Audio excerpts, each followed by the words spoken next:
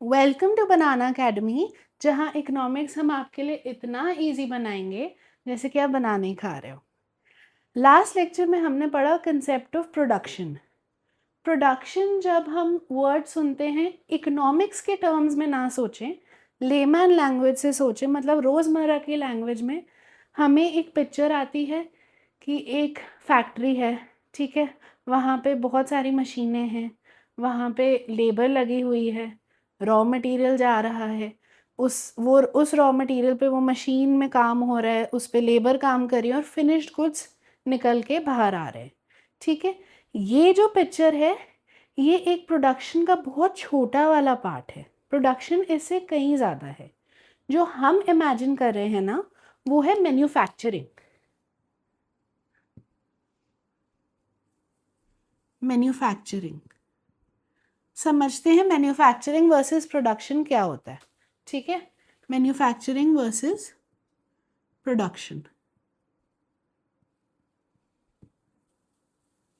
जो हम सोच रहे हैं, conversion of raw materials into finished goods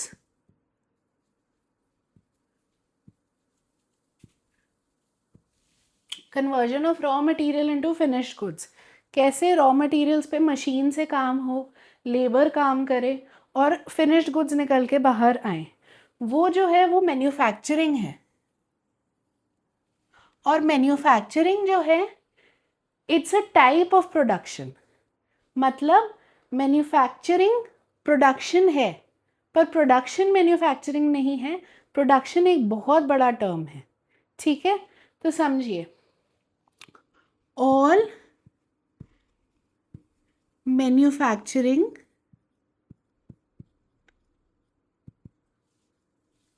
is production,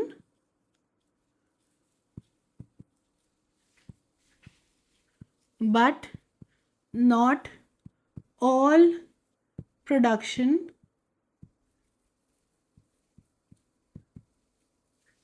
is manufacturing। इसको अब आराम से समझते हैं।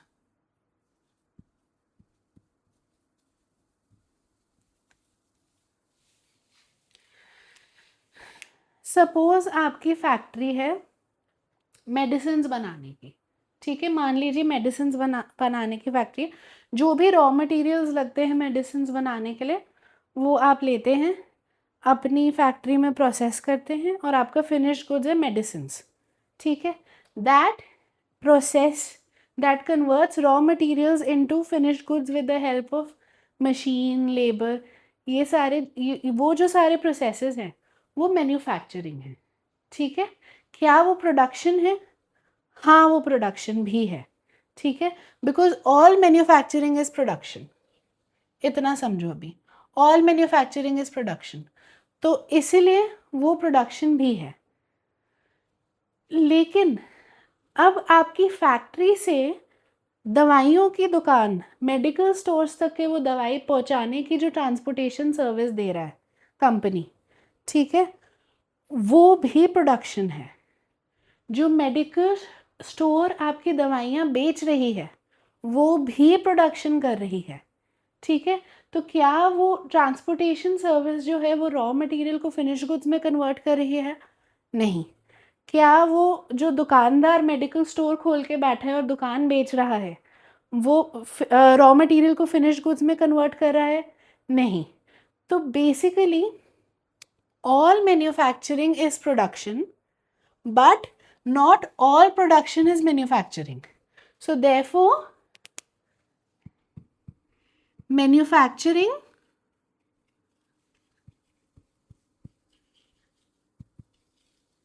is a type of production.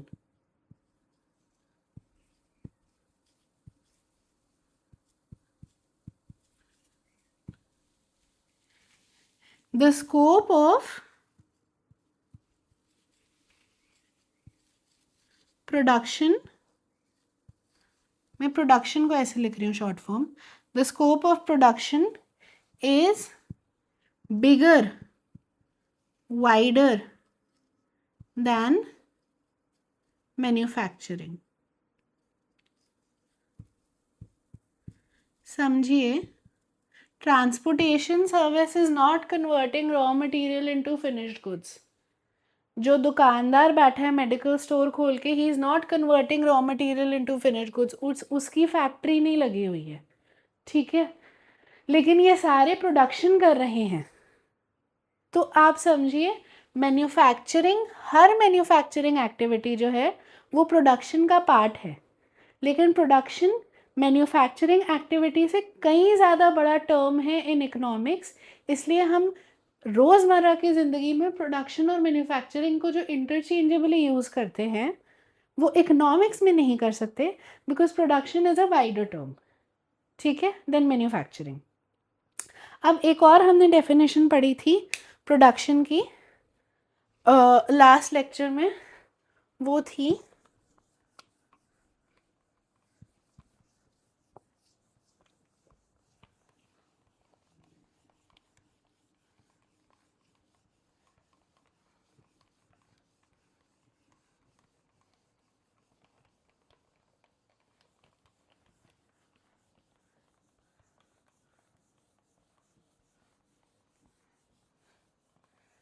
एक और जो डेफिनेशन हमने पढ़ी थी प्रोडक्शन की लास्ट लेक्चर में, वो थी conversion of natural resources into finished goods. Conversion of natural resources into finished goods, मैं FG लिख रही हूँ, finished goods that satisfy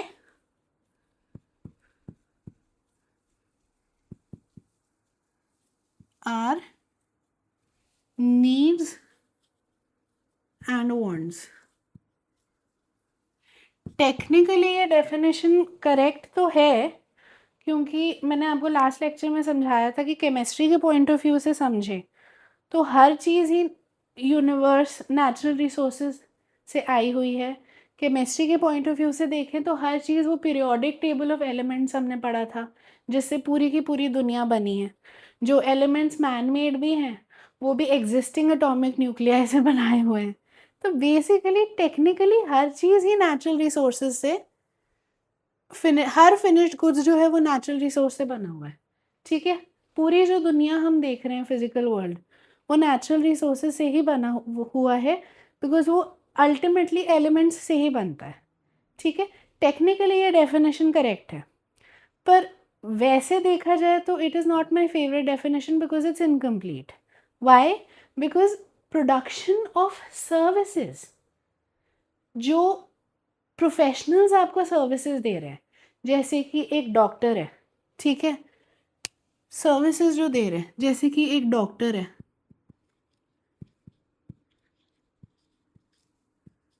lawyer है, सीए है, ठीक है, यहाँ तक कि आपके घर में जो काम वाली बाई आती हैं, ठीक है, आपकी मेड आती हैं, वो भी आपको सर्विस दे रही हैं, उसके लिए आप उसको पे कर रहे हो, ठीक है। तो जितनी भी ये सर्विसेज हैं, these are a part of production, these somehow don't get included in this, क्योंकि आप कैसे बोलेंगे कि नेचुरल रिसोर्सेज को कन्वर्ट कर रहे हैं लॉयर, जो लॉयर आपका केस लड़ रहा है वो नेचुरल रिसोर्सेज को कन्वर्ट कर रहा है into some finished good, good तो बन ही नहीं रहा है, सर्विस मिल रही है, ठीक है। तो basically this definition technically correct है पर इनकम्प्लीट है, क्योंकि इसमें सर्विस इंक्लूडेड नहीं दिखता है, ठीक है। एक और चीज़ है, अगर मैंने सपोज एक दुकान डाली है जहाँ पे मैं शर्ट्स ड्रेसेस बेचती हूँ खुद बना के, तो मैं अगर कपड़ा खरीद रही हूँ मार्केट से, उसको स्टिच करके मैं उसकी शर्ट्स और ड्रेसेस बना के अपने दुकान में बेच रही हूँ, ठीक है। तो मेरा रॉ मटेरियल क्या हुआ? मेरा रॉ मटेरियल हुआ क्लॉथ, कपड़ा मार्केट से जो मैंने कपड़ा ख़रीदा है वो मेरा रॉ मटेरियल हुआ। वो रॉ मटेरियल को ला के उस पर थोड़ा थ्रेड वर्क करके, थोड़ी एम्ब्रॉयडरी करके, थोड़ा सीक्वेंस लगा के, ठीक है, मैं ड्रेसेस बना रही हूँ, मैं शर्ट्स बना रही हूँ, मैं गाउन्स बना रही हूँ और मैं उनको बेच रही हूँ, ठीक है। तो ये क्लॉथ क्या डायरेक्ट नेचुरल रिसोर्स है? ठीक है, आया क्लॉथ नेचुरल रिसोर्सेज से, ये तभी मैं बोल रही हूँ डेफिनेशन टेक्निकली करेक्ट है। लेकिन देखा जाए तो मेरा भी प्रोडक्शन प्रोसेस चल रहा है, एक कपड़ा लेके आना और उसकी शर्ट और ड्रेस बना के बेचना, ठीक है, वो भी प्रोडक्शन है in economics. But direct natural resource को मैं कन्वर्ट नहीं कर रही हूँ into a finished product, because cloth is not a natural resource. आपको पेड़ों पे टंगे हुआ नहीं दिखता कपड़ा, या ज़मीन से नहीं निकालते, उस पर भी पहले प्रोसेसेस हो चुके हैं, ठीक है। तो वो डायरेक्ट नेचुरल रिसोर्स की कन्वर्जन नहीं है। तो कहीं ना कहीं मुझे पर्सनली ये डेफिनेशन थोड़ी सी इनकम्प्लीट लगती है। तो एक्चुअल अच्छी डेफिनेशन क्या होनी चाहिए प्रोडक्शन की, ये मैंने आपको लास्ट लेक्चर में बताया था। वो होनी चाहिए, मैं यहाँ लिख देती हूँ, वो होनी चाहिए क्रिएशन ऑफ यूटिलिटी। हर वो चीज़ जो हमारी काम की है, जो हमें हमारी नीड या वांट सेटिस्फाई करती है, वो हमें यूटिलिटी देती है, ठीक है। ये कंसेप्ट को हम बहुत डिटेल में लास्ट लेक्चर्स में पढ़ चुके हैं। हर वो चीज़ जो हमारी नीड वांट सेटिस्फाई करती है, हमें कुछ बेनिफिट देती है, हमारे लिए कुछ काम की है, वो हमारे को यूटिलिटी देती है। Production is creation of that utility, ठीक है। तो इसमें ऑटोमेटिकली गुड्स भी आ जाते हैं जो हमारी नीड्स एंड वांट्स सेटिस्फाई करते हैं, ऑटोमेटिकली सर्विसेज भी आ जाती हैं, ठीक है, जो हमारी नीड्स एंड वांट्स सेटिस्फाई करती हैं। जैसे मैंने आपको पुराने उसमें अभी थोड़ी देर पहले एग्जांपल दिया कि आपकी एक फैक्ट्री है जो मेडिसिन बनाती है, ठीक है। अब वो मेडिसिन जो फैक्ट्री बना रही है, रॉ मटेरियल से मेडिसिन निकल रही है, वो मैन्युफैक्चरिंग है, वो प्रोडक्शन का पार्ट है, ठीक है। फिर उन्होंने एक ट्रांसपोर्टर को हायर किया जो उनकी फैक्ट्री से लेके डिस्ट्रीब्यूट कर देता है मेडिकल स्टोर्स तक, सपोज, या होलसेलर्स तक डिस्ट्रीब्यूट कर देता है उनकी मेडिसिन।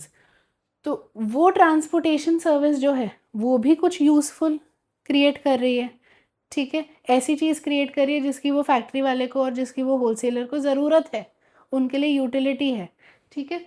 तो वो एक सर्विस है, वो भी यूटिलिटी क्रिएट कर रही है, ठीक है। फिर आगे जाके जब ये मेडिसिन पहुंचती है आपके मेडिकल स्टोर तक जहाँ से आप खरीदते हैं, तो वो भी यूटिलिटी क्रिएट कर रहे हैं।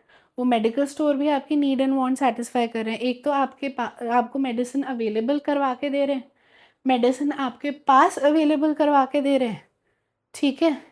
आपको ऑल द वे फैक्ट्री तक नहीं जाना पड़ रहा हर एक मेडिसिन लेने के लिए, और आपको जब वो चाहिए तब वो अवेलेबल करा के दे रहे हैं, ठीक है। आज अगर मेरे को कोई मेडिसिन चाहिए, पैरासीटामोल सपोज, बुखार चढ़ रहा है, तो मैं मेडिकल स्टोर पे जाऊंगी, मेरे को मिल जाएगी। अभी मेरे को चाहिए, अभी बुखार लग रहा है, अभी जाऊंगी, मेरे को मेडिसिन मिल जाएगी।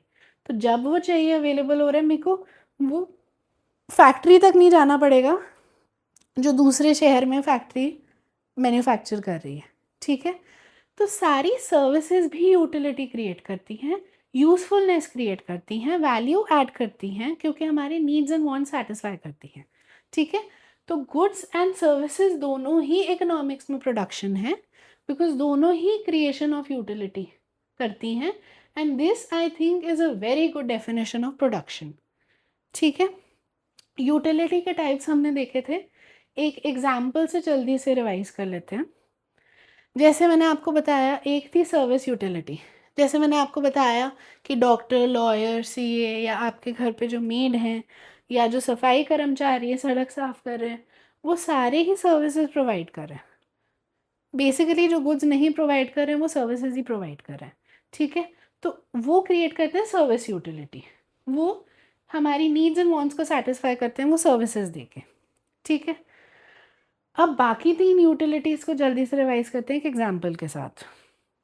सपोज वुल जो है, आप ठंडियों में स्वेटर पहनते हैं, ठीक है, कार्डिगन पहनते हैं, शॉल लेते हैं, ठीक है, ये जो है वो वुल की बनती हैं मैक्सिमम।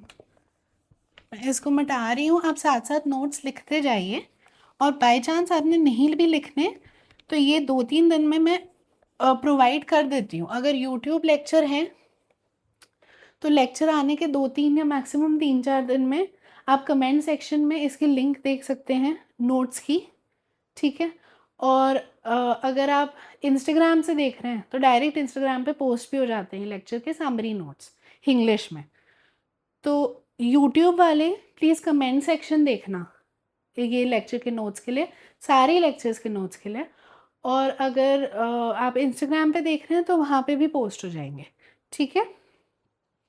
तो हम क्या बोल रहे थे, बाकी की यूटिलिटीज़ हम रिवाइज करते हैं। आप ठंडियों में पहनते हैं स्वेटर, शॉल ओढ़ते हैं, कार्डिगन पहनते हैं, राइट, वुलन चीज़ें पहनते हैं। तो वो वुल जब कन्वर्ट हो रहा है वुलन क्लोथ्स में, ठीक है, जब वुल कन्वर्ट हो रहा है वुलन क्लोथ्स में तो वो फॉर्म यूटिलिटी है, उसका फॉर्म चेंज करके उसको यूज़फुल बना रहे हैं। अगर आपको ठंडियाँ लगे और मैं आपको वुल उठा के दे दूँ बहुत सारा और बोलूँ चिपका लो अपने ऊपर, तो वो आपके लिए कोई यूज़फुल नहीं रहेगा। लेकिन उसका अगर फॉर्म चेंज करके उसका कपड़ा बना दिया, स्वेटर बना दिया, शॉल बना दिया, कार्डिगन बना दिया, ठीक है, तो वो आपके लिए यूज़फुल रहेगी चीज़, वो आपकी नीड एंड वांट को सेटिस्फाई करेगी। इसलिए फॉर्म यूटिलिटी क्रिएट होती है जब वो वुल कन्वर्ट होता है वुलन क्लोथ्स में, ठीक है। अब ये वुलन क्लोथ्स जो हैं ये फैक्ट्री में कन्वर्ट हो रहे हैं, ठीक है। जब ये वुलन क्लोथ्स को हम लाते हैं मार्केट में, शॉप्स में, मॉल्स में, जहाँ ये बिकते हैं, ठीक है, शॉप्स में, मॉल्स में, बेसिकली मार्केट में, तो होती है प्लेस यूटिलिटी तो ये हो गई है प्लेस यूटिलिटी। आप यहाँ से जाके कन्वीनियंटली खरीद सकते हैं चीज़ें, ठीक है। फैक्ट्री से उसकी प्लेस चेंज कर दी गई, फैक्ट्री से लेके उसको वहाँ पहुँचाया गया जहाँ कंज्यूमर्स जाके उसको ले सकते हैं, तो प्लेस यूटिलिटी क्रिएट हुई, ठीक है। अब ये वुलन क्लोथ्स आप सारे साल तो नहीं पहनेंगे, आप पहनेंगे इन्हें विंटर्स में, ठीक है। तो जो वुलन क्लोथ्स बनते हैं वो स्टोर कर दिए जाते हैं, ठीक है, स्टोर्ड टिल विंटर सीजन, इसी को बोल सकते हैं made available in winter season. जब विंटर्स आते हैं तो आपको ऑटोमेटिकली दुकानों में, मॉल्स में, कपड़ों की दुकानों में वुलन क्लोथ्स दिखेंगे, ठीक है। Why? Because they are made available in winters, या made available when they are needed by the consumer. तो इससे क्रिएट हुई टाइम यूटिलिटी। ये सारी यूटिलिटीज क्रिएट करना प्रोडक्शन का ही पार्ट है, because production is creation of utility, ठीक है। तो जो ट्रांसपोर्टेशन सर्विस जो है, जो पहले तो जो फैक्ट्री मैन्युफैक्चर कर रही है, मैन्युफैक्चरिंग एक्टिविटी कर रही है वुल को वुलन क्लोथ्स में कन्वर्ट करके, वो प्रोडक्शन कर रही है, फॉर्म यूटिलिटी दे रही है। मैन्युफैक्चरिंग एक्टिविटी जो है conversion of raw material into finish goods, वो फॉर्म यूटिलिटी देती है, ठीक है।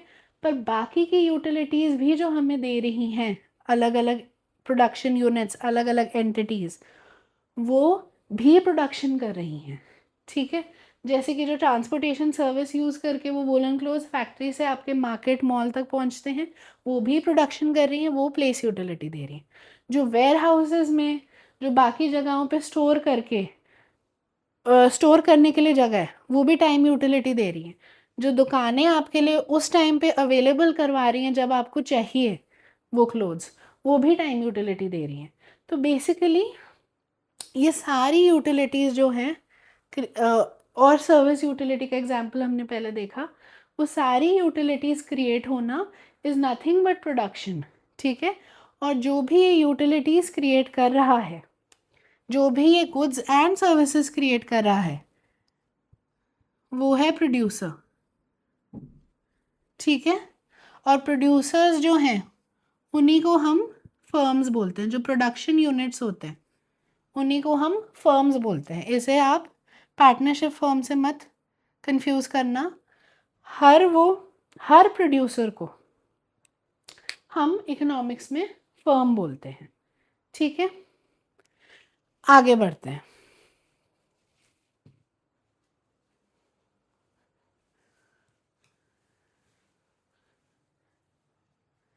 तो अब तक हमने पढ़ा प्रोडक्शन,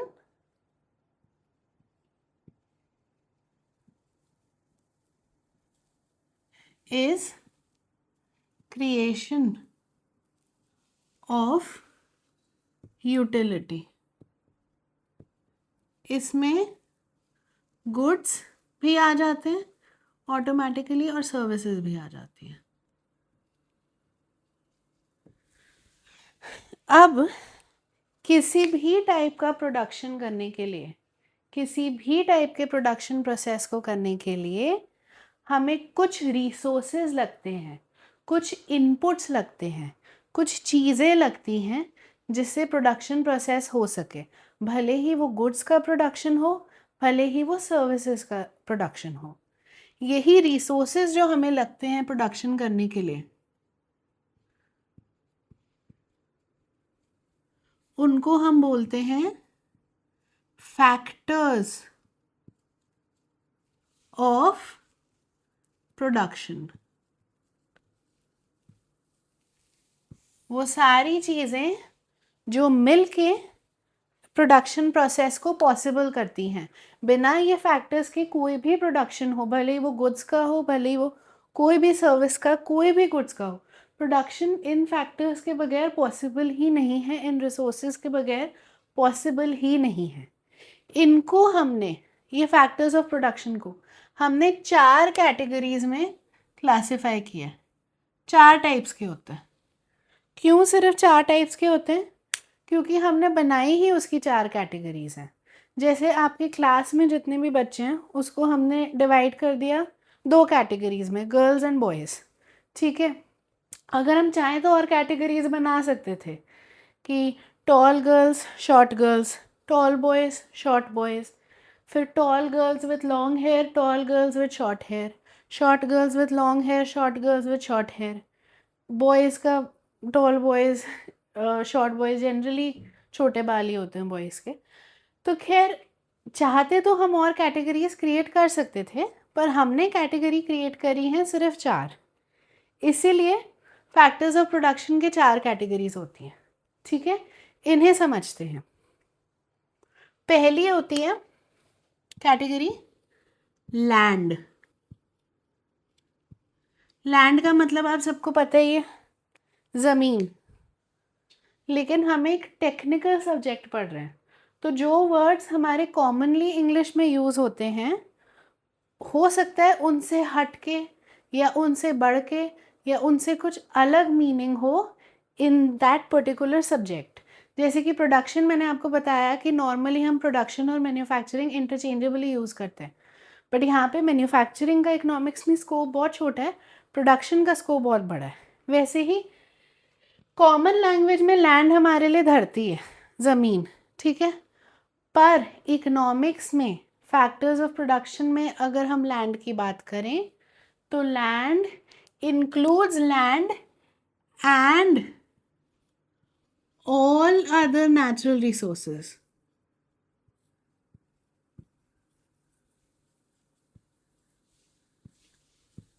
जितने भी नेचुरल रिसोर्सेज हमें लगते हैं प्रोडक्शन में, वो सारे लैंड की कैटेगरी में, उसको एक कॉमन नेम दे दिया गया, लैंड।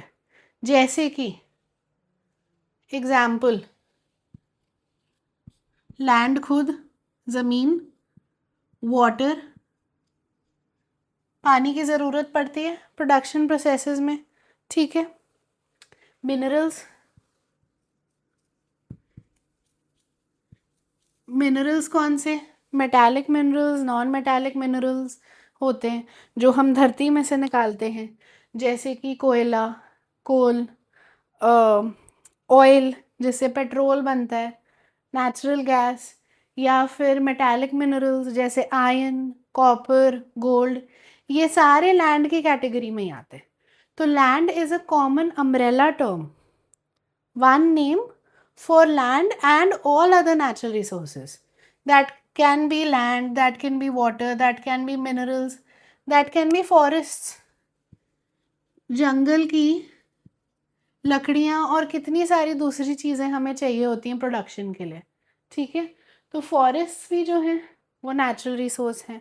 ठीक है, हमारी जो वाटर बॉडीज़ में एक्वेटिक एनिमल्स हैं, फिश हैं सपोज, है ना, वो भी नेचुरल रिसोर्स हैं। लेक्स में जो फ़िश तैर रही हैं, ओशंस में जो फ़िश हैं, तो वो सारी फ़िशिंग करके हम मार्केट तक आती हैं, तो वो भी एक प्रोडक्शन हुआ।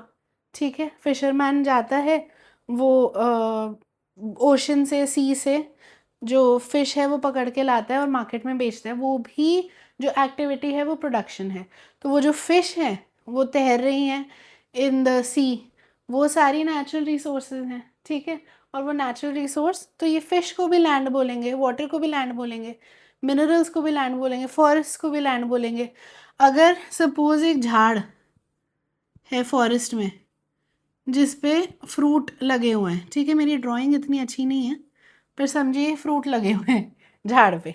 ठीक है, ये जो फ्रूट है, अगर ये कोई जाता है फॉरेस्ट में से ये फ्रूट तोड़ के बेचता है मार्केट में, तो वो भी प्रोडक्शन है इकोनॉमिक्स में, क्योंकि वो भी कोई यूटिलिटी क्रिएट कर रहा है। वो आपके लिए वो तोड़ के लेके आ रहा है, आपको जाके खुद जंगलों में तोड़ना नहीं पड़ रहा, वो भी एक प्लेस यूटिलिटी क्रिएट हो रही है। ठीक है, तो वो भी एक प्रोडक्शन है, झाड़ के ऊपर से आपके पास मार्केट तक पहुंच रहा है। तो ये जो लटके हुए फ्रूट्स है झाड़ के, ये भी नेचुरल रिसोर्स हैं, ये भी लैंड बोलेंगे। ये जो मच्छी है, ठीक है, समुंदर में तैर रही है, ये समुंदर का पानी है, इसमें जो मच्छी तैर रही है ये भी लैंड है। तो लैंड का स्कोप बहुत बड़ा है। ठीक है, सारे नेचुरल रिसोर्सेज उस पर इंक्लूडेड होते हैं। वो एक हमारा फैक्टर ऑफ प्रोडक्शन है जो हमें लगता है। दूसरा हमें लगता है लेबर। ठीक है, वो अब इतना लिख लिया, मैं इसको मिटा के लिख लेती हूँ। दूसरा फैक्टर ऑफ प्रोडक्शन जो हमें लगता है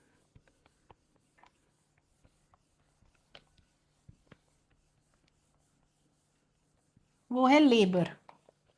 ठीक है, अब लेबर, हम जनरली सुने वर्ड लेबर तो दिमाग में क्या आता है, जैसे कंस्ट्रक्शन लेबर हो गई, कोई रोड बन रही है, कोई फ्लाईओवर बन रहा है, कोई बिल्डिंग बन रही है, तो उसमें से जो उठा के काम करते हैं, दिहाड़ी वेजेस कमाते हैं, वो हमारे दिमाग में जनरली लेबर आता है। But again like land, economics में लेबर का मतलब अलग होता है। ठीक है, इकोनॉमिक्स में लेबर का मतलब वो तो सारे हैं जो फिजिकल एफर्ट कर रहे हैं।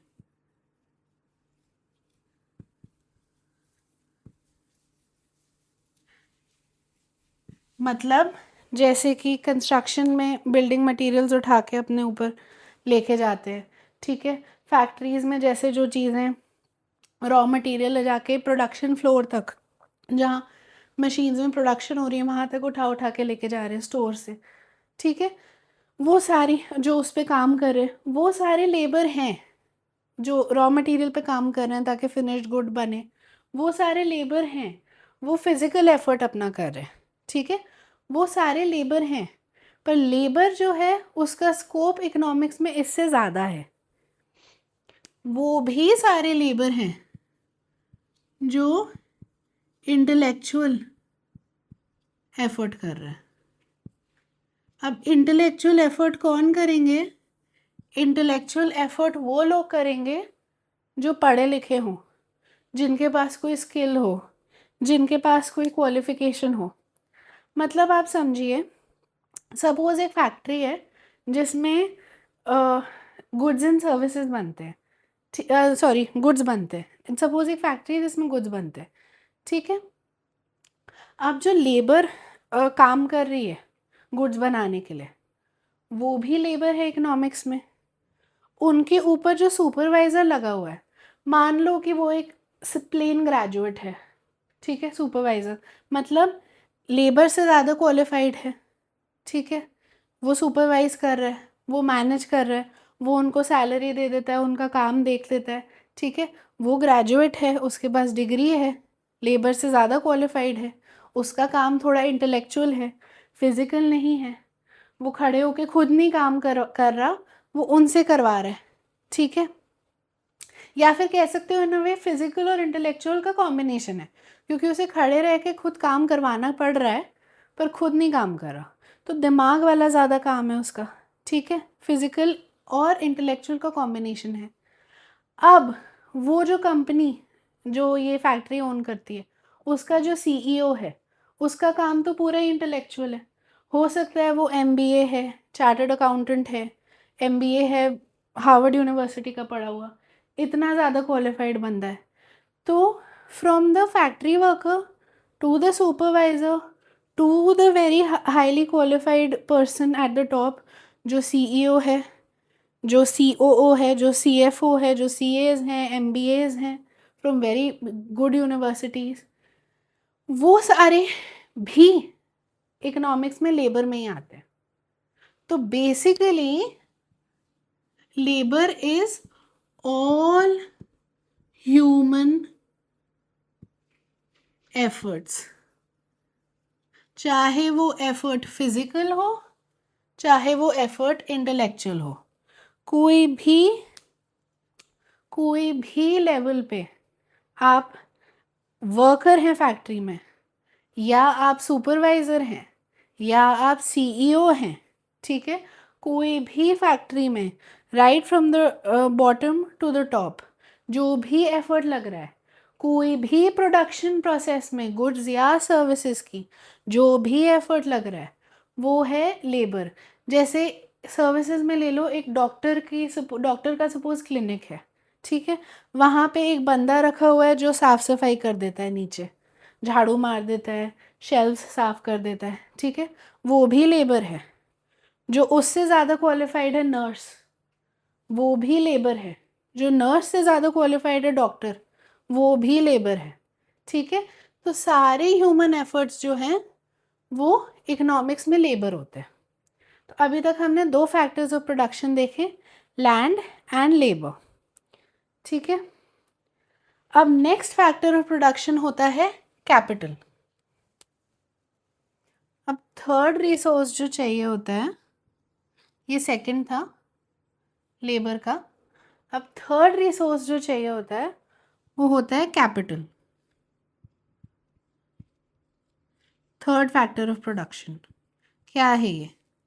सिर्फ नेचुरल रिसोर्सेज और लेबर से तो काम नहीं चलेगा, ठीक है, कई चीज़ें चाहिए, मशीन्स चाहिए, बिल्डिंग चाहिए, कोई जगह चाहिए जहाँ पे आप बाहर फील्ड में बैठ के प्रोडक्शन गर्मी में धूप में तो नहीं करने वाले, आपको कोई जगह चाहिए, आप सर्विस भी दे रहे हैं, आप लॉयर हैं, ठीक है, आप अपने कोई जगह तो होगी, कोई ऑफिस तो होगा जहाँ क्लाइंट्स आते हैं, तो जो ऑफिस की बिल्डिंग है, जहाँ आपने ऑफिस का स्ट्रक्चर है, तो वो भी ज़रूरत है। तो वो सारी चीज़ें कैपिटल में आती हैं। तो कैपिटल बेसिकली दो टाइप के होते हैं, एक फिक्स्ड कैपिटल,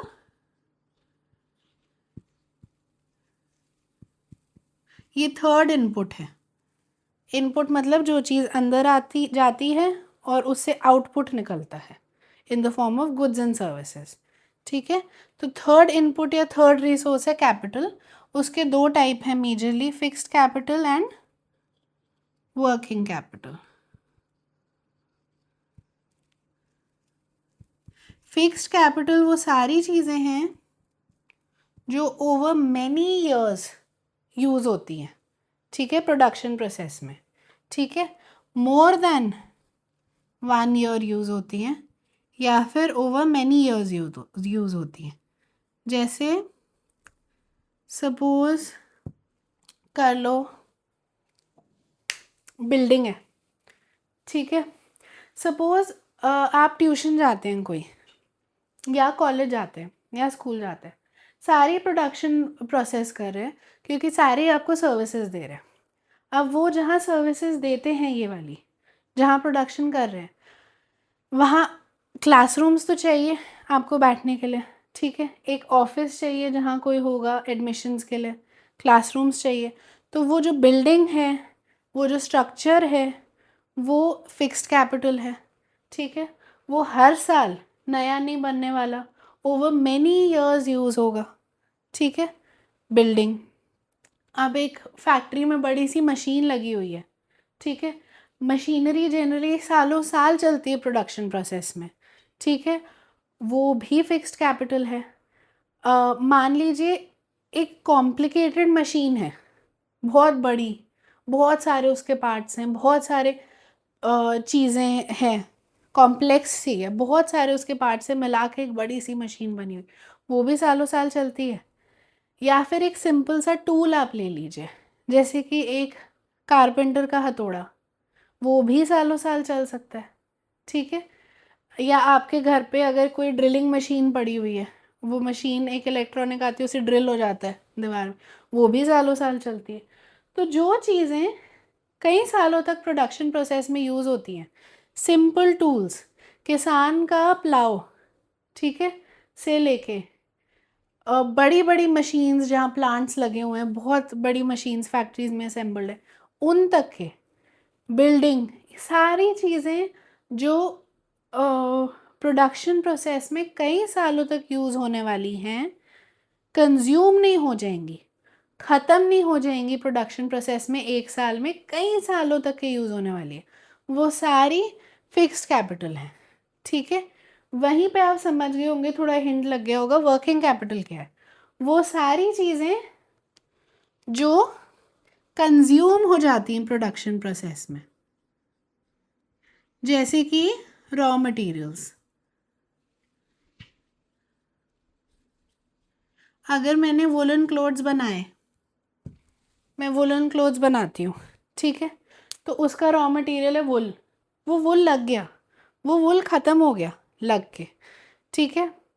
लेकिन जिस बिल्डिंग में मैं कर रही हूँ, वो जिस बिल्डिंग में मैं ये बना रही हूँ, वो कई सालों तक चलेगी, ठीक है। तो वर्किंग कैपिटल जो है, वो ऐसी सारी चीज़ें हैं जो कंज्यूम हो जाती हैं in the production process, use up हो जाती हैं, ख़त्म हो जाती हैं, कई सालों तक नहीं चलती हैं, ठीक है। जैसे रॉ मटेरियल्स हो गया, या फिर जैसे मनी हो गया, या फिर और कंज्यूमेबल्स हो गए, जैसे जो डायरेक्ट रॉ मटेरियल तो नहीं है पर प्रोडक्शन प्रोसेस में काम आते हैं। जैसे कि सुपरवाइज़र ने एक रजिस्टर रखी हुई है या पेन रखा हुआ है कि जो डेली वर्कर्स हैं, वो कौन आया है कौन नहीं, उसको अटेंडेंस लिखने के लिए, कितना पैसा दे दिया, ये लिखने के लिए, तो वो रजिस्टर सालों साल चलेगी नहीं, वो वर्किंग कैपिटल है, ठीक है। वो हमारे कंज्यूमेबल है, वो रॉ मटेरियल नहीं है, वो डायरेक्ट प्रोडक्शन प्रोसेस में जो गुड मैन्युफैक्चर कर रहे हैं उसमें नहीं लग रही है, वो मनी भी नहीं है, वो कंज्यूमेबल है, ठीक है। तो ऐसी सारी चीज़ें जो प्रोडक्शन प्रोसेस में कंज्यूम हो जाती हैं, ख़त्म हो जाती हैं, यूज़ अप हो जाती हैं, वो सारी वर्किंग कैपिटल है। पर फिक्स्ड कैपिटल वो है जो बड़े सालों तक चलता रहता है, जैसे बिल्डिंग्स हैं, मशीन्स हैं, सिंपल टूल्स हैं, इक्विपमेंट्स हैं, ठीक है। अगर आपने एक वैन रखी हुई है सामान लाने के लिए फैक्ट्री में, फैक्ट्री से ले जाने के लिए, तो वो व्हीकल है, वो वैन भी सालों साल चलेगी, ठीक है। वो एक प्रोडक्शन प्रोसेस में, एक बार के प्रोडक्शन प्रोसेस में ख़त्म नहीं हो जाएगी, ठीक है। तो वो हमारी फिक्स्ड कैपिटल है और बाकी ये हमारे वर्किंग कैपिटल है। अब एक एक्स्ट्रा चीज़ पढ़ा रही हूँ, वैसे इसकी ज़रूरत बिल्कुल ही नहीं है पर थोड़ा टेक्निकल है, समझ लीजिए, इंटरेस्टिंग फैक्ट है। आप देखिए, मैंने आपको बताया रॉ मटेरियल, ठीक है, रॉ मटेरियल कैपिटल है।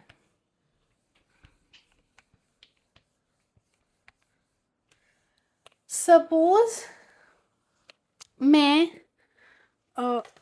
कॉटन क्लॉथ बनाती हूँ, ठीक है, अपनी फैक्ट्री में मेरा गुड क्या है, कॉटन क्लॉथ है, अल्टीमेटली बनता है कॉटन क्लॉथ।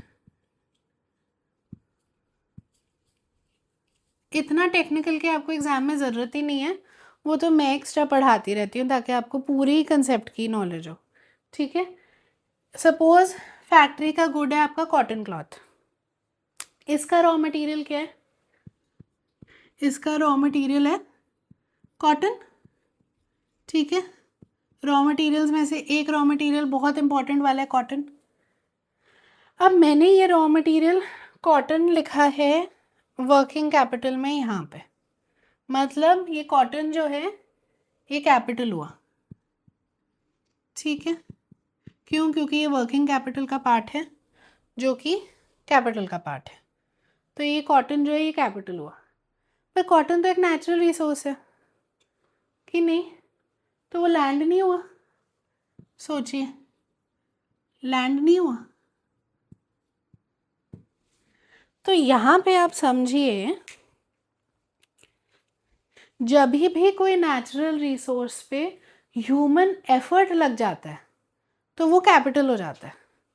जैसे कि कॉटन किसी ने उगाई हुई है, किसी इन फार्मर ने उगाई हुई है अपनी खेती में बेचने के लिए, वो फार्मर ने एफर्ट लेके सीड्स खरीदी हैं, सीड्स डाली हैं ज़मीन में, उनको सींचा है, वो प्लांट्स उगे हैं, उनका ध्यान रखा है, उन पे काम किए, उन पे फर्टिलाइज़र डाले, ह्यूमन एफर्ट डाला है।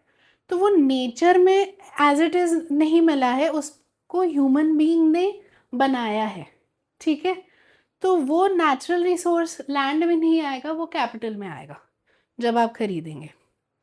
वैसे ही आप समझिए, मैंने आपको बोला था कि ये झाड़ एक है जंगल में, उस पे ये फ्रूट लगे हुए हैं, ठीक है, बहुत सारे।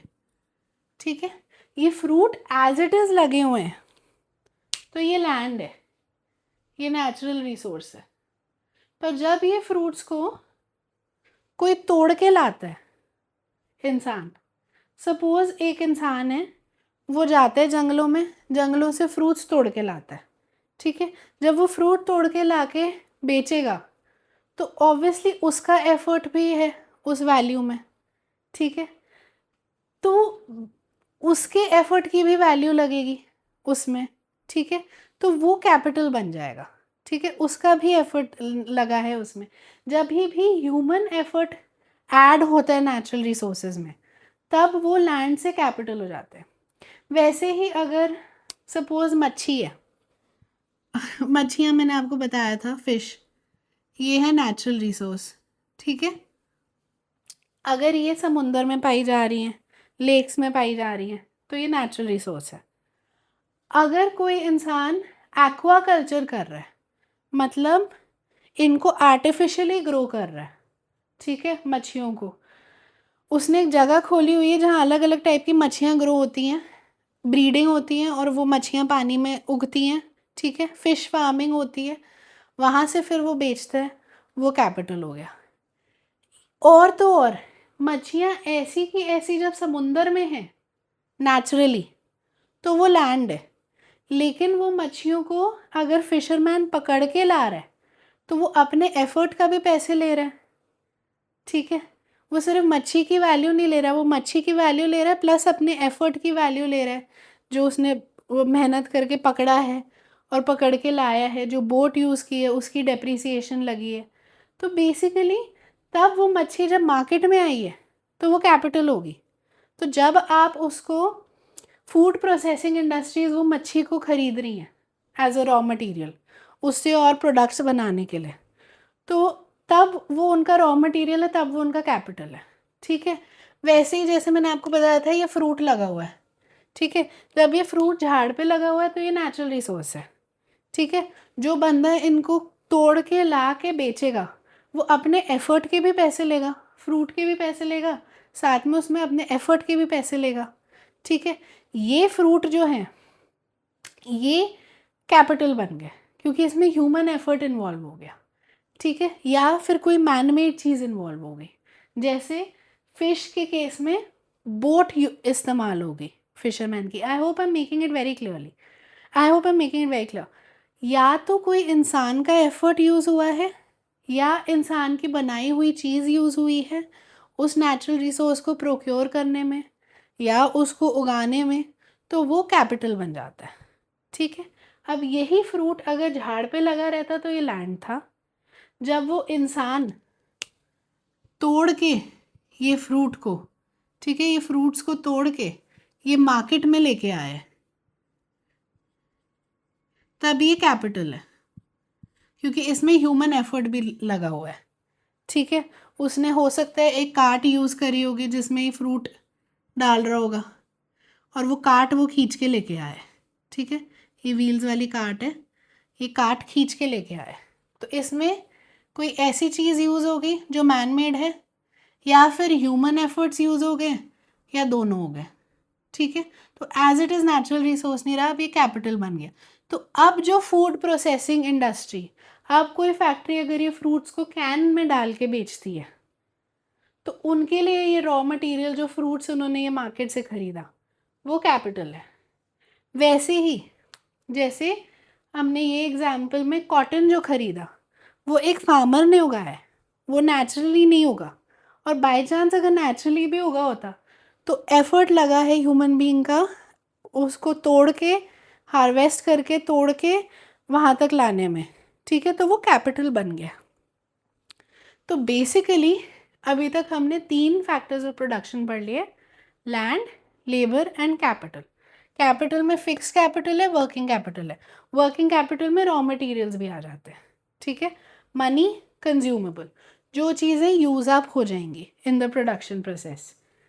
फिक्स कैपिटल, जो चीज़ें यूज़ अप कंज्यूम नहीं होंगी, सिर्फ यूज़ होंगी और बड़े सालों तक चलेंगी। ठीक है, वो है सारी फिक्स कैपिटल। अब हम फोर्थ फैक्टर ऑफ प्रोडक्शन देखते हैं जो कि है एंटरप्रेन्योरशिप या एंटरप्रेन्योर।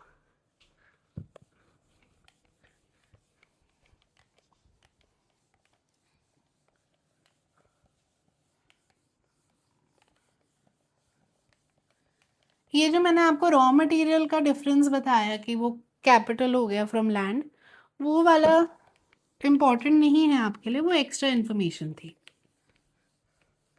हो सकता है किसी के दिमाग में वो सवाल आए तो उसको आंसर करने के लिए।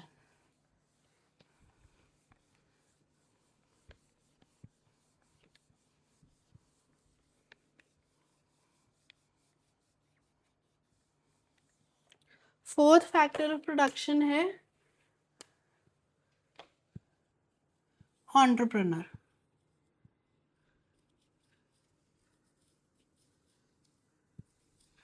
एंटरप्रेन्योर बोलो, एंटरप्रेन्योरशिप बोलो, एंटरप्राइज बोलो, सेम है। एंटरप्रेन्योर एक वो इंसान है जो ये प्रोडक्शन प्रोसेस स्टार्ट करता है। जैसे कि आप बोल रहे हैं कि आपको एक फैक्ट्री खोलनी है, ठीक है, तो अब आप लेके आएंगे, आप जगह ढूंढेंगे फैक्ट्री पहले बनाने के लिए, या लैंड ढूंढेंगे या बनी बनाई फैक्ट्री कोई रेंट पे लेने की सोचेंगे। ठीक है, तो आप वो काम करेंगे, फैक्ट्री ढूंढेंगे, आप लेबर अरेंज करेंगे। ठीक है, आप मशीन्स उसमें लेके आएंगे। तो अगर आपने लैंड लिया है, नेचुरल रिसोर्स, अगर आपने उस पर फैक्ट्री बनाई है, बिल्डिंग बनाई है, कैपिटल। अगर बनी बनाई फैक्ट्री ली है तो भी कैपिटल। ठीक है, आपने फिर लेबर अरेंज करी, तो लैंड, लेबर और कैपिटल। फैक्ट्री चलाने के लिए अगर आपको शुरू करनी है तो आपको अरेंज करना पड़ेगा सारा। ठीक है, कैपिटल में मनी भी आता है, पैसे भी आपको अरेंज करने पड़ेंगे।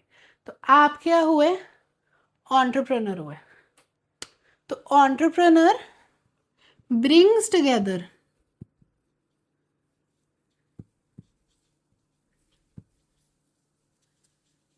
all other factors of production.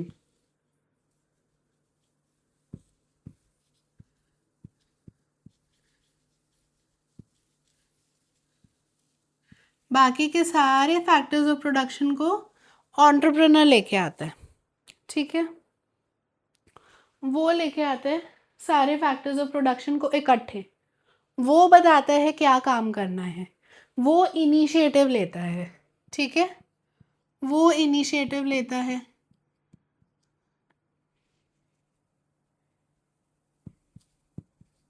उसका आइडिया होता है, उसका दिमाग होता है ये सारा, मतलब वो इनोवेशन करता है।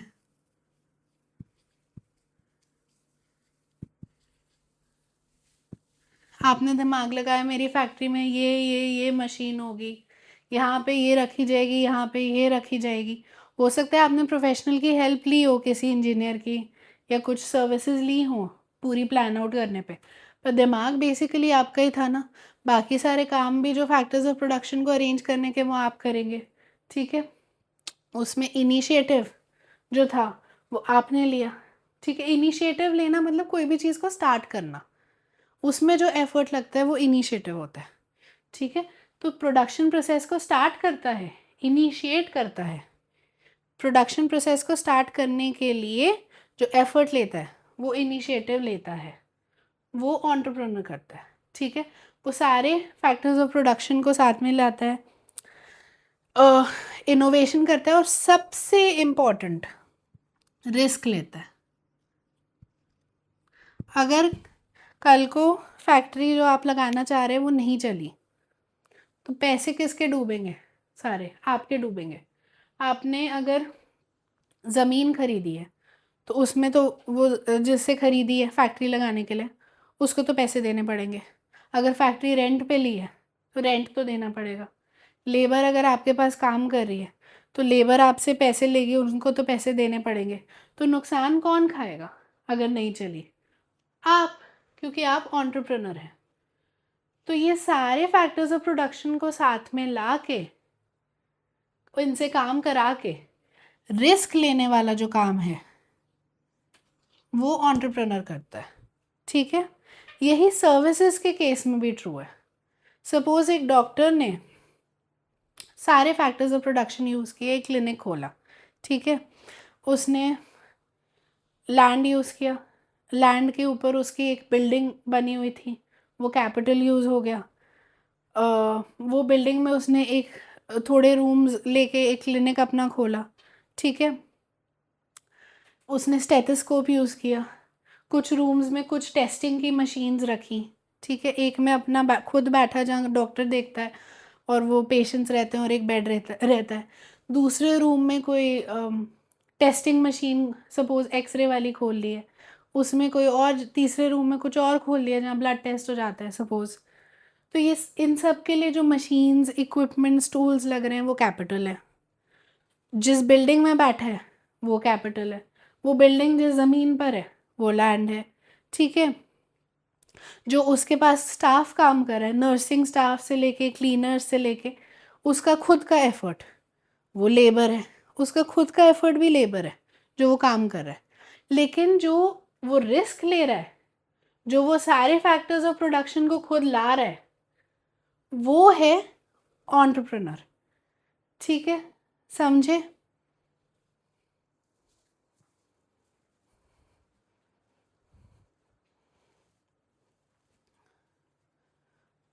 तो जो डॉक्टर है अपने क्लिनिक में काम कर रहा है वो खुद लेबर भी है, वो प्रोडक्शन प्रोसेस में पार्टिसिपेट करके प्रोड्यूस कर रहा है एक सर्विस, और वो एंटरप्रेन्योर भी है, ठीक है।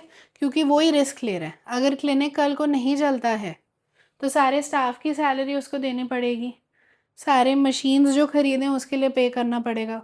हो सकते हैं मशीन्स खरीदने के लिए, टूल्स इक्विपमेंट्स खरीदने के लिए कहीं से लोन लिया हो तो उसका इंटरेस्ट उसको देना पड़ेगा। तो रिस्क सारा उसका हो जाता है, ठीक है। वैसे ही फैक्ट्री ओनर, वैसे ही कोई दुकानदार दुकान खरीदता है, स्टॉक सारा खरीद के लेके आता है बेचने के लिए, नहीं बिका तो सारा रिस्क दुकानदार का है। स्टाफ रखा हुआ है, उसकी सैलरी देनी पड़ेगी, दुकान का रेंट देना पड़ेगा।